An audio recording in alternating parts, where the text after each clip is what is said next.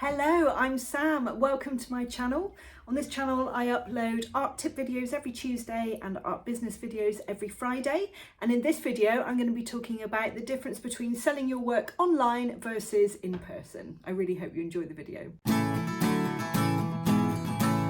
So what are the advantages of selling something online? Well, never before has it been better as an artist to be able to reach people worldwide. It's amazing that with just a click of a few buttons, we can reach every country in the world that obviously has internet access. It's just fantastic. So we can reach further than ever before because of the amazing thing that is the internet and social media. Now, camera phones have got so much better. So we actually have the ability in our pocket to be able to take really great photos of our work and be able to showcase them in a way that is actually enough for people to actually want to buy. We can have a little bit of fun with this. We can create reels, we can create videos and close-ups and work in progress and little screenshots of what we're doing behind the scenes. We can make it really interesting. It's actually a great way to express creativity as an artist, and it's really, it's part of the job, but I really enjoy it too. You can tell a story, you can talk about how this piece made you feel when you were creating it and what the viewer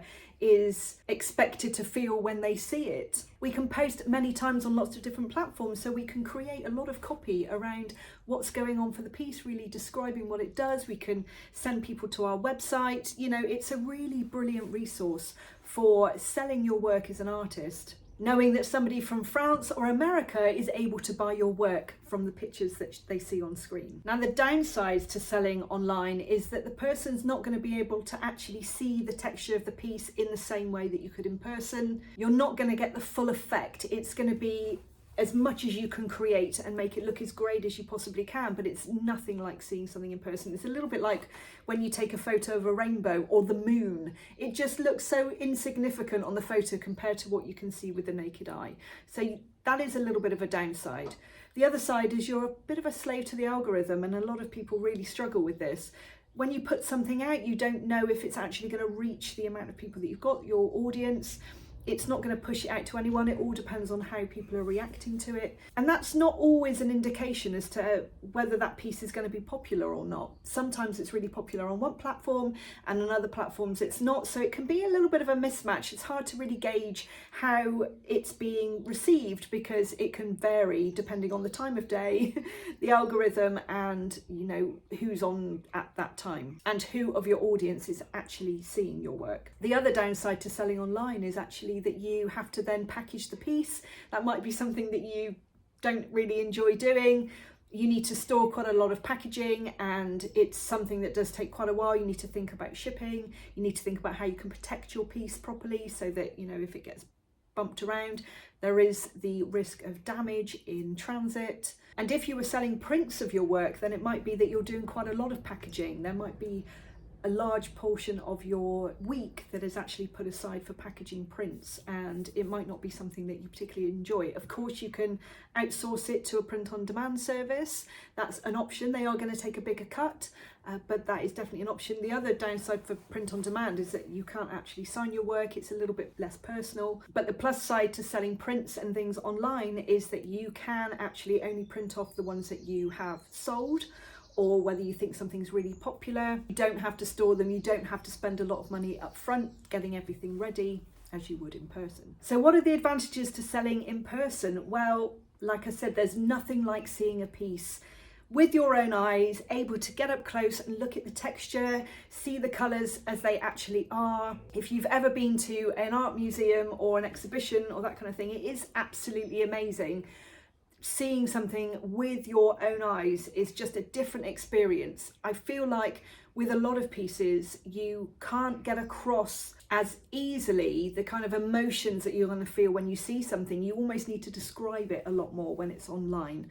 When someone sees it in person, they're going to get more. It's going to be an exaggerated version of what they see online. You can also have a connection with the person that's buying it. So you can talk to them face to face. You can tell their story. You can interact with them, which is really nice. And there's nothing like a proper connection when it comes to, looking into someone's eyes, seeing how they react to the piece, seeing if it brings on any emotions or seeing them smile. It's just really lovely. There's nothing like it. So having that real connection with the people that are buying your art, if you're doing an exhibition or something like that, it's really just amazing. The downsides are that you're going to not reach as many people. The people that come to see it are the people that are able to get there in a certain period of time or within a certain area. Of course, you can advertise, you know, all over the country, all over the world, but it's whether people logistically can make it to see those pieces. So that's going to be a bit more limited.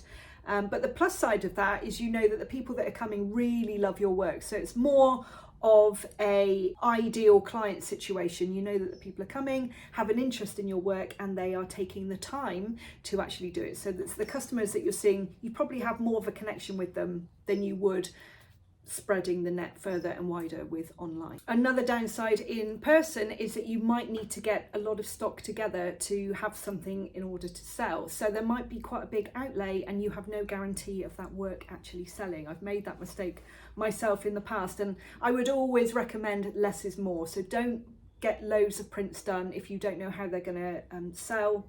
Of course, you can sell them online after, hopefully, but you have no guarantees of that. So that's always a little bit difficult, because knowing how many pieces you need in order to have a lovely appealing stand, and not having a massive outlay with no guarantee of sales. But the pieces that you do sell, people can take away there and then. You don't have to worry about shipping them. It's really lovely to see them wandering off with your piece, as long as it's protected for the way home. But there's something really special about that too. So taking all of those points into account, if you are able to do a combination of both, then I feel like you're getting the best of both worlds. Don't put all your energies into doing lots of shows and exhibitions.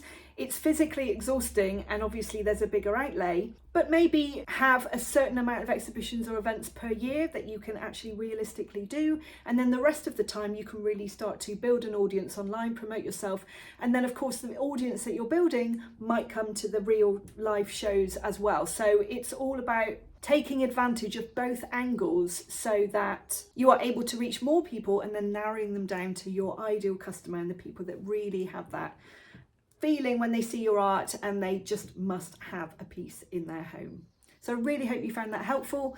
If you have any other tips or ideas about the advantages and disadvantages of selling things online, then I would love to know. If you did enjoy this video, please don't forget to like and subscribe, and possibly share it with your friends. And I look forward to seeing you next time. Bye for now.